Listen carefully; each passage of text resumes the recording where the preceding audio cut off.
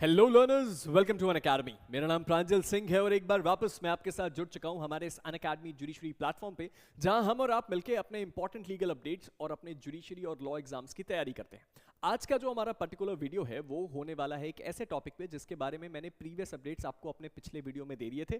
तो अगर आपको इस स्टोरी की बैकग्राउंड नहीं पता है तो आप उस वीडियो को डेफिनेटली रेफर कर सकते हैं।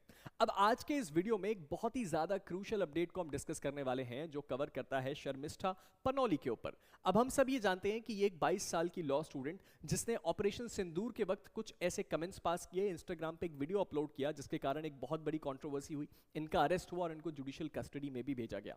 अब रिसेंटली इनको हाई कोर्ट के द्वारा बेल दे दी गई है, लेकिन ये इतना भी आसान नहीं है। हाई कोर्ट ने पहले बेल रिजेक्ट करी, उसके बाद बेल को ग्रांट किया और उसके साथ साथ जिस व्यक्ति ने एफआईआर किया था उसके ऊपर भी कुछ एक्शंस हुए हैं। चीजों को थोड़ा बदलते हुए हमने देखा बीते कुछ दिनों में। चलिए समझते हैं कि पूरा मामला क्या है और आपके लिए यहाँ पे क्या इंपॉर्टेंट इंफॉर्मेशन हैं जो आपको पता होनी चाहिए। ये बात हम और आप बहुत अच्छी तरीके से जानते हैं कि एक 4th ईयर की लॉ स्टूडेंट है जिसका नाम है शर्मिष्ठा, जो कि पुणे में अपने लॉ की पढ़ाई कर रही थी। इनकी उम्र लगभग 22 साल है और सोशल मीडिया ये इन्फ्लुएंसर भी हैं, कुछ लाख में इनके फॉलोअर्स हैं। और इन्होंने एक रिसेंटली वीडियो बनाया था ऑपरेशन सिंदूर पे, जहां पे इन्होंने कुछ ऐसे कमेंट्स पास किए थे जो कि मुस्लिम कम्युनिटी और जो मुस्लिम रिलीजन है उसके लिए डेरोगेटरी साउंड किए थे। और इस कारण कोर्ट ने इतना स्ट्रिक्ट एक्शन लिया था और इनको जुडिशियल कस्टडी में भेजा था। और उसके साथ ही साथ कलकत्ता की जो पुलिस है उन्होंने इसको गुड़गांव से अरेस्ट किया था। अब ये सारे के सारे बैकग्राउंड की जो चीजें हैं वो हम आपको बता चुके हैं और इसमें ऐसी और भी कोई नई चीज नहीं है जो आपको बहुत ज्यादा अलग साउंड करेगी। अब इंपॉर्टेंट बात यह है कि अभी रिसेंटली हुआ क्या। बेसिकली ये जो 14 दिन की जुडिशियल कस्टडी है वो शर्मिष्ठा को ग्रांट कर दी गई थी कोर्ट के द्वारा। और यहां पे बहुत सारे लीगल एक्सपर्ट्स ने इस बात को कहा था कि यहां पे जुडिशियल कस्टडी की ऐसी कोई खास जरूरत थी नहीं, क्योंकि ऐसी कस्टडीज नॉर्मली तब दी जाती हैं या तो जब ऑफेंस बहुत ही ज्यादा हीनियस हो और या फिर तब जब आपको ऐसा शक हो कि जो इंटरोगेशन प्रोसेस है, इन्वेस्टिगेशन प्रोसेस है, उसमें कोई हिंड्रेंस आएगा। खैर ये सारी बातें सब जुडिस हैं, ये सारी की सारी बैटर जो हैं वो कोर्ट की हैं। लेकिन हमारे लिए जो बात बहुत इंपॉर्टेंट है वो है ये कि जब उनको 14 दिन की जुडिशियल कस्टडी दी गई तो इस बात को उन्होंने चैलेंज किया। और इस चैलेंज को जब उन्होंने किया तो हाई कोर्ट के पास जब वो सबसे पहले गई तो हाई कोर्ट ने उनकी इंटरिम बेल की जो रिक्वेस्ट थी उसको रिजेक्ट कर दिया। उसके बाद उन्होंने आर्टिकल 226 जो कि रिट जुरिस्डिक्शन के बारे में बात करता है, यानी कि जब कभी भी आपके मौलिक अधिकार यानी कि फंडामेंटल राइट्स का हनन होता है तो आपके पास हमेशा ये एक राइट होता है कि आप कोर्ट के पास जाके इस बात की रिक्वेस्ट कर सकते हैं कि आप मेरे फंडामेंटल राइट को प्रोटेक्ट करिए।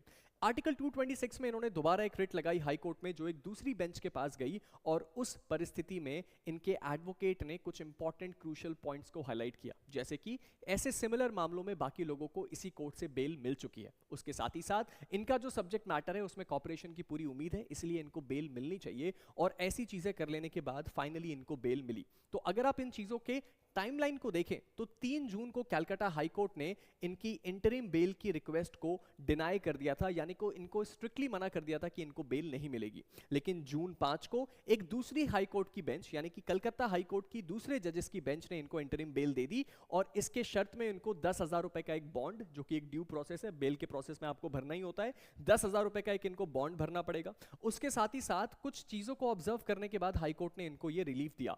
सबसे पहला कि इन्होंने स्वयं इस बात को अपोलोजाइज किया कि भाई मैंने ये जो वीडियो बनाया मैं इसके लिए क्षमा चाहती हूं अगर किसी को बुरा लगा, और उसके साथ ही साथ उस वीडियो को डिलीट भी कर दिया है। दूसरी इंपॉर्टेंट चीज ये है कि इनको बहुत सारे ऑनलाइन थ्रेट्स और इस तरह की चीजें मिल रही हैं, इस सिचुएशन में बेल मिलना ठीक है। और उसके साथ ही साथ कि इनको कोई भी कस्टोडियल इंटेरोगेशन इनसे नहीं किया जाएगा, यानी कि अगर इनसे इंटेरोगेट करना भी है, इनके साथ इन्वेस्टिगेशन में कोई इंफॉर्मेशन निकलवानी भी है तो वो इनके घर जाके या इनको पुलिस स्टेशन में बुलवा के टेम्पररी पीरियड के लिए करी जा सकती है। इसके लिए इनको कंपल्सरीली कस्टडी में रखना ठीक नहीं है। और इसी के साथ साथ कोर्ट ने एक बहुत इंपॉर्टेंट गाइडलाइन दी और ये बोला कि जो स्टेट की पुलिस है उनको सारे के सारे वो इंपॉर्टेंट स्टेप्स उठाने हैं जिससे कि वो शर्मिष्ठा को अगर कोई भी प्रकार का खतरा हो तो उससे उसको प्रोटेक्ट करे।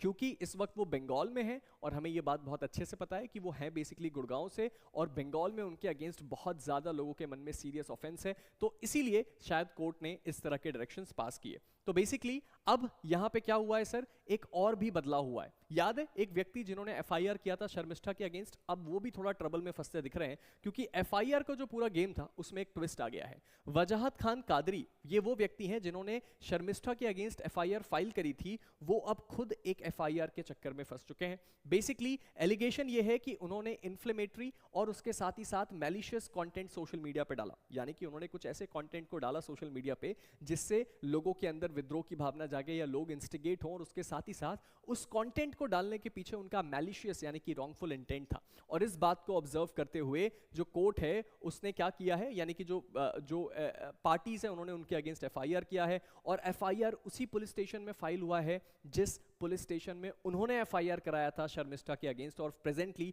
वो इस वक्त ट्रैक पे नहीं है, ट्रेस पे नहीं है, वो एब्सकॉन्डिंग पोजीशन पे, यानी कि उनका कोई ट्रेस नहीं है, अभी इस वक्त भागे हुए हैं, और जब वो मिलते हैं तब इस बारे में आगे का जो प्रोसेस है वो किया जाएगा। लेकिन फिलहाल का अपडेट ये है कि शर्मिष्ठा को इंटरिम बेल मिल गई, और ये एक बहुत ही क्रूशियल इंफॉर्मेशन है क्योंकि ऐसे बहुत सारे सवाल बहुत सारे लीगल एक्सपर्ट्स और सभी लोग बोल रहे थे कि इस सिचुएशन में कस्टडी में देना, वो भी एक ऐसी स्टूडेंट को जो कि अभी 22 साल की है, यानी कि एक क्रूशियल एज में है, अगर इस जेल और कस्टडी की चीज को किसी भी एक्सेप्शन से मैनेज किया जा सकता था तो उसको करना चाहिए था। और फाइनली हमने ये देखा कि कोर्ट ने ये रिलीफ दिया। तो ये था पूरा मामला। आई होप आपको समझ में आया हो। इस पूरे मसले में आपका क्या ओपिनियन है मुझे कमेंट सेक्शन में जरूर बताइएगा। लेकिन जाने से पहले अगर आप एक जुडिशियल एस्पिरेंट हैं, यानी कि अगर आप इंडियन जुडिशरी को सर्व करना चाहते हैं, तो एक इंपॉर्टेंट इन्फॉर्मेशन सुनते हुए जाइए। सबसे पहली तो ये कि अगर आपने अभी तक मेरे टेलीग्राम ग्रुप को फॉलो नहीं किया है तो उसको फॉलो कर लीजिए। मेरे वीडियोस, रेगुलर अपडेट्स सब आपको यहाँ मिलते हैं।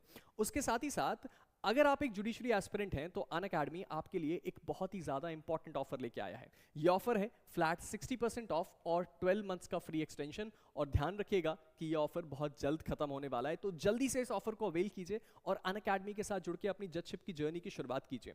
ये ऑफर है 28,499 में 1 साल का सब्सक्रिप्शन, लेकिन क्योंकि आपको 12 मंथ का फ्री एक्सटेंशन मिल रहा है, यानी कि 1 साल प्लस 1 साल, टोटल 2 साल का जुडिशरी सब्सक्रिप्शन 28,499 में। और इसके लिए आप मेरा कोड PS कोड का इस्तेमाल कर सकते हैं।